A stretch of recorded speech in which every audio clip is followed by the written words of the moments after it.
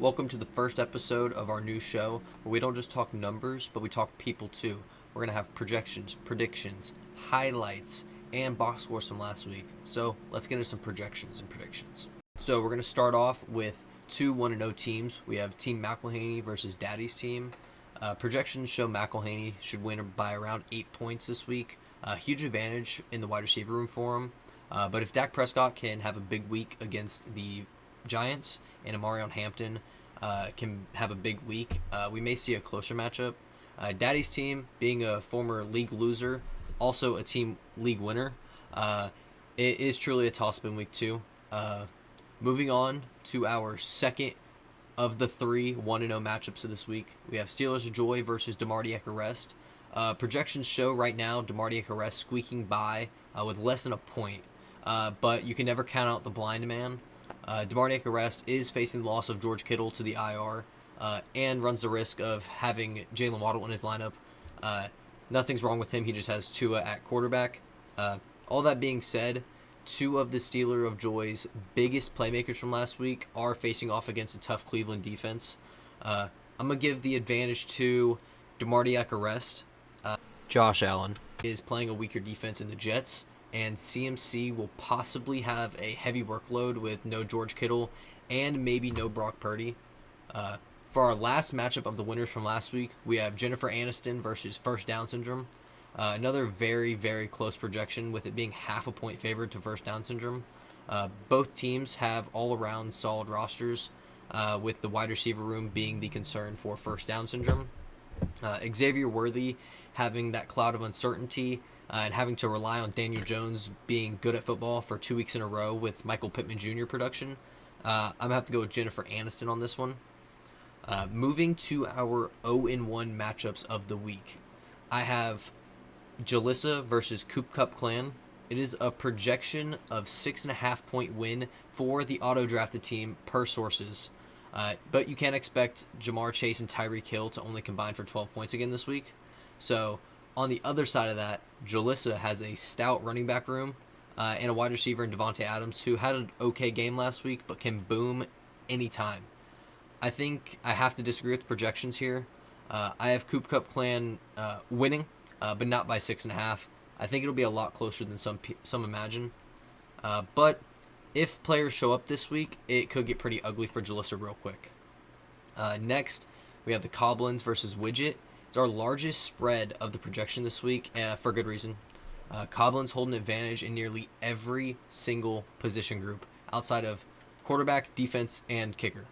So he could easily win this by double digits with big games from Malik Neighbors and Kyron Williams. But we can't overlook Widget's wide receiver room. He still has Ladd McConkey and Garrett Wilson, who look to have bigger weeks. We think here in the studio that Ladd McConkey's projection's a little low at 14.2. But Widget will need a little bit more than 14.2 points to beat the Coblins this week. Last but not least, we have my personal game of the week, Diggs in a Blanket versus Ricky Stenicki. Before we get into the numbers, I did speak with the head coach of Diggs in a Blanket and got a statement from him. He reads, Ricky Stenicki might be the most overrated team in the league. All the big-time shows have him ranked top 3 and even winning the championship. Talked a big game last week and even laughed in his opponent's face, and goes out and doesn't even put up 100 points. Sounds like a team that's playing in the loser's bracket all year. Crazy words from the head coach of Diggs in a Blanket, but the numbers do not lie here. Ricky Stenicki only scored 94.44 points last week, far underperforming his projections. As for top 3 in the league, here on our network, we don't rank teams, so we just like to talk about the numbers and what the people have to say about these numbers. Projections have Ricky Stenicki losing by 3.1 points at the time of this recording. Needing a bounce-back week, he will need a big game from Brian Thomas Jr. Looking at his opponent here, we do have another statement in regarding the state of Diggs in a Blanket following their first week loss. He said, and I quote, "We have a chip on our shoulder after last season. We expected to come out swinging in week 1. But I will make you this promise. We will score at least 110 points this week, and Ricky Stenicki will have to keep up. We got our loss out of the way. That's it." Big words coming from the head coach of Diggs in a Blanket. Let's see if his team can live up to it. Expecting another 1.8 point performance out of A.J. Brown and a measly 6.3 out of T. Higgins is foolish. So looking to right the ship, I have Diggs in a Blanket taking this one home. This wraps up the breakdown for our matchups, and we're going to go into some highlights from last week and close out the show with box scores from each game last week. First highlight of the day, we're going to go Derrick Henry, inside handoff. Gets the separation from Taylor Rapp. He's gone. Easy touchdown, his second of the game. They take a huge lead in the fourth. Next highlight here, we're going to Josh Allen. Later in the game, forced out to his right, fires on the run to Kincaid, off the fingertips, caught by second-year man Keon Coleman.